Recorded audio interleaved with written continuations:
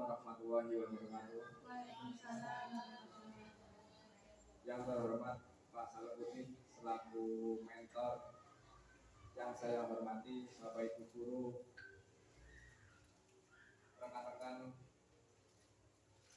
laporan, rekan-rekan P3K. Pertama-tama marilah kita memanjatkan puja dan puji syukur kita kehadirat Allah Subhanahu wa taala yang telah melimpahkan rahmat hidayahnya sehingga kita semua bisa berkumpul di pagi yang cerah ini dalam acara laporan orientasi pengenalan etika dan nilai instansi pemerintah bagi P3K. Saya di sini yaitu nama Nova Ismanto SPD, unit kerja SDN 02 Tanjung Sari. Visi misi Kabupaten Pemalang. Yang pertama, misi mewujudkan rasa aman, ketentraman, dan ketertiban masyarakat. Yang kedua, mewujudkan penyelenggaraan tata kelola pemerintahan yang baik dan bersih. Yang ketiga, mewujudkan pembangunan mental dan karakter masyarakat yang agamis, toleran, dan gotong royong. Yang keempat, mewujudkan keterpaduan pembangunan perdesaan dan perkotaan. Yang kelima, mewujudkan kemandirian ekonomi yang berbasis pada potensi lokal. Yang keenam, mewujudkan pengembangan infrastruktur yang kuat dan berkesinambungan. Terus visi SDN 02 Tanjung Sari yaitu mewujudkan peserta didik sekolah dasar negeri 02 Tanjung Sari yang beriman, unggul dalam berprestasi, terampil serta berakhlak mulia. Kemudian misinya yaitu yang pertama, meningkatkan ketakwaan terhadap Tuhan Yang Maha Esa. Yang kedua, meningkatkan efektivitas dan efisiensi pembelajaran demi meningkatkan mutu pendidikan. Yang ketiga, mewujudkan kepribadian siswa yang memiliki sikap cinta tanah air dan bangsa. Yang keempat, meningkatkan prestasi siswa di bidang akademik maupun non-akademik. Yang kelima, meningkatkan peran serta masyarakat di bidang pendidikan. Selanjutnya RHK dari saya yaitu yang pertama, pembiasaan menggunakan bahasa yang baik dan benar di lingkungan sekolah. Kegiatan dan tahapannya yaitu yang pertama, menjelaskan pentingnya menggunakan bahasa yang baik dan benar dalam berkomunikasi di sekolah. Yang kedua, mengadakan program sehari-hari yaitu kita dalam berbicara kepada anak-anak yaitu menggunakan bahasa yang baik dan benar. Terus juga kepada rekan-rekan guru juga menggunakan bahasa yang baik dan benar. Kemudian yang ketiga, mencontohkan penggunaan bahasa yang baik dan benar kepada peserta didik. Yang keempat, mengadakan penilaian keterampilan sebagai bentuk tindak lanjut. Terus yang kedua yaitu pembuatan gerakan pungut sampah. Yang pertama, berkoordinasi dengan kepala sekolah dan rekan-rekan guru tentang program gerakan pungut sampah. Yang kedua, sosialisasi kepada siswa akan diadakannya program gerakan pungut sampah. Yang ketiga, menyiapkan beberapa tempat sampah. Yang keempat, menyiapkan dan menyediakan alat-alat kebersihan seperti sapu, serok, dan lain-lain. Yang kelima, pelaksanaan kegiatan gerakan pungut sampah sebagai upaya tindak lanjut. Sekian dari saya, kurang lebihnya mohon maaf. Apabila ada pertanyaan, monggo.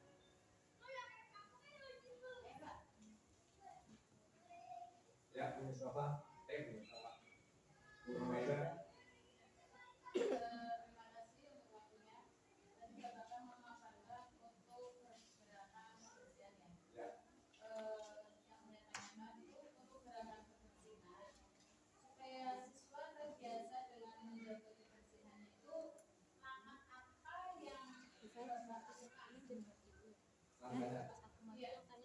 Langkahnya yaitu yang pertama, kita sebagai guru harus selalu mengingatkan kepada peserta didik kita supaya membuang sampah di tempatnya. Karena apa? Karena lingkungan yang bersih itu buat belajar nyaman dan enak. Tetapi kalau lingkungan yang kotor buat belajar nggak enak, bau dan lain sebagainya. Selanjutnya.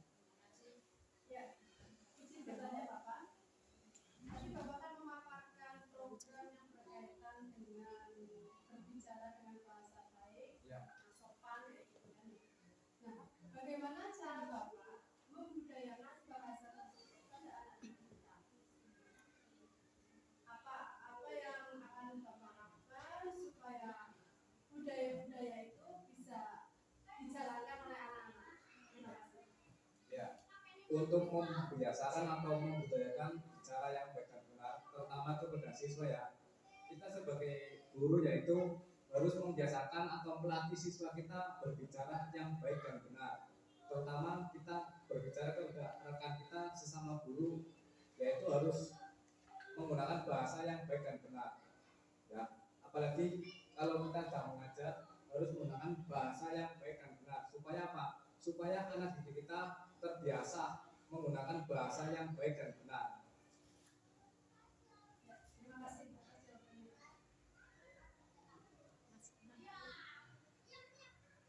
Ada lagi yang mau tanyakan? Ya, ya. Cukup pemaparan dari saya. Kurang lebihnya saya mohon maaf. Apabila Pak Mentor mau menambahkan, monggo Pak. Sekedar untuk menegaskan saja Pak Nova bahwa tidak hanya untuk Pak Nova juga untuk Bapak Ibu peserta.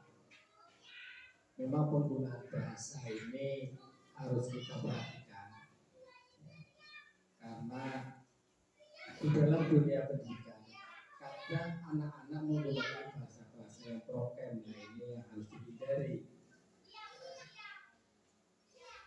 Bahasa Indonesia menjadi bahasa pengantar di dunia pendidikan. Bahasa Indonesia yang seperti apa? Bahasa Indonesia yang baik dan benar, bukan bahasa Indonesia sebagai bahasa dialek. Ya, sehingga kalau misalnya masyarakat Jakarta menggunakan bahasa keseharian bahasa Indonesia yang dialek Jakarta, tetapi di sini tidak.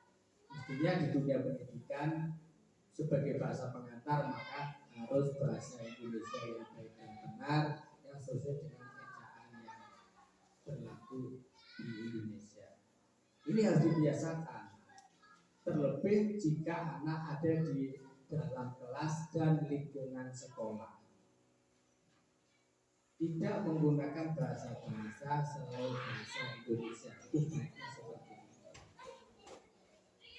Bahkan ada pembiasaan selain bahasa Indonesia yang harus juga kita jaga. Misalnya apa? Pembiasaan menggunakan bahasa Jawa pada hari-hari tertentu. Jika itu direncanakan maka ya harus dilaksanakan dengan sungguh-sungguh. Sehingga bahasa Indonesia juga akan digunakan dengan baik, bahasa daerah juga tetap digunakan dengan baik, bisa tidak lagi menggunakan bahasa-bahasa prokem dalam pergaulan di lingkungan pendidikan. Itu saja. Terima kasih. Ya, terima kasih kepada Pak Udin selaku mentor yang telah memberikan arahan dan masukannya kepada saya.